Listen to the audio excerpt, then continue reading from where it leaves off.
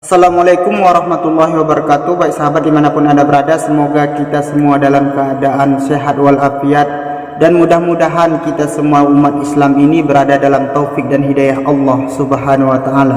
Baik sahabat, kali ini saya sangat setuju ya dengan penyampaian Ustadz Khalid Basmalah, supaya kita itu jangan mengadu para ustadz. Kalau ini saya sangat setuju. Cuman ada hal yang perlu ingin kita kaji ulang, yaitu Ustadz Khalid mengatakan yang penting setiap penyampaian itu bertanggung jawab. Ya, ini betul sekali, kita sangat setuju itu. Cuman permasalahan ketika Ustadz Khalid Basmalah ini menyampaikan, beliau juga bertanggung jawab atas apa yang dia sampaikan. Cuman yang permasalahannya adalah, ini bukan kita mengatakan Ustadz Khalid tidak berilmu, beliau memang pintar.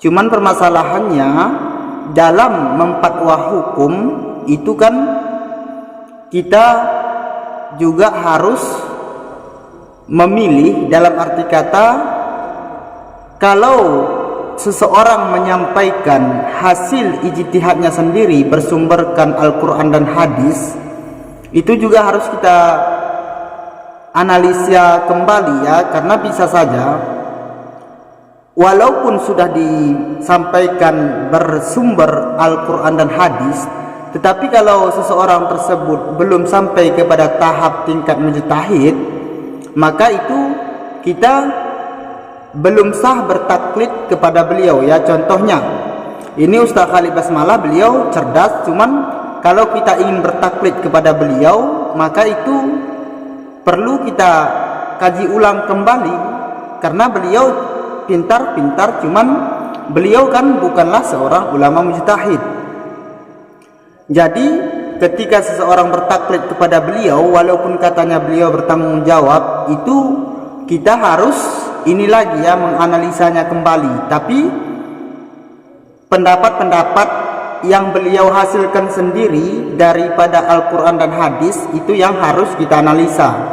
Adapun pendapat yang Ustadz Khalid Basmalah sampaikan, khususnya di bidang fikih kawan-kawannya, yang memang merupakan ijtihad ulama yang sudah diakui oleh Ahlus Sunnah wal Jamaah, terserah salah satu daripada imam yang empat, baik itu Imam Hanafi, Maliki, Syafi'i, Hambali.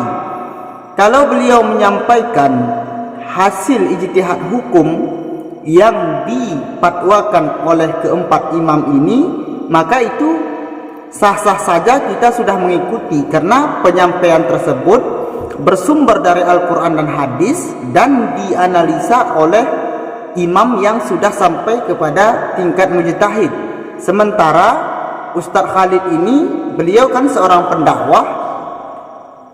Jika yang disampaikan itu tidak ada dalam penyampaian ulama mujtahid, walaupun beliau menghasilkan suatu hukum itu dari sumber Al-Quran dan hadis, maka ini belum sah ataupun belum sahih untuk kita ikuti, sekalipun itu berdasarkan Al-Quran dan hadis. Kenapa? Karena tingkatan beliau bukan seorang ulama mujtahid. Tapi ingat ya, kita tanpa merendahkan beliau, dan kita bukanlah merasa lebih baik daripada beliau. Akan tetapi permasalahan ini, walaupun katanya beliau bertanggung jawab, tapi Ustadz Khalid ini bukan seorang ulama mujtahid. Oke kawan-kawan ya, jadi jangan salah paham ya. Jadi bila ada suatu permasalahan ataupun mungkin ada yang ingin membantah, dalam arti kata kita berdiskusi, silahkan antum tulis di kolom komentar ya. Namun kita dengarkan dulu penjelasan beliau ini ya.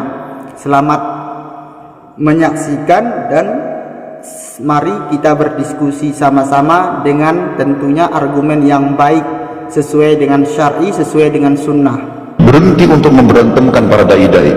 Kalau di majelis kami ditanya, kami jawab seperti yang kami ketahui. Di majelis Ustadz lain ditanya, dia akan jawab seperti yang dia ketahui. Dan tapi pasti punya argumentasi masing-masing. Antum pakai akal sehat, cerna.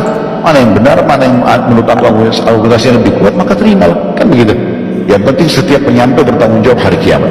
Saya alhamdulillah yang saya sampaikan saya bertanggung jawab hari kiamat. Saya siap untuk itu karena saya selalu pakai referensi. Saya juga takut kepada Allah SWT dan tidak akan berbekas teman-teman sekalian ilmu yang disampaikan oleh seseorang kalau dia sendiri tidak mengamalkannya. Itu konsep dasar.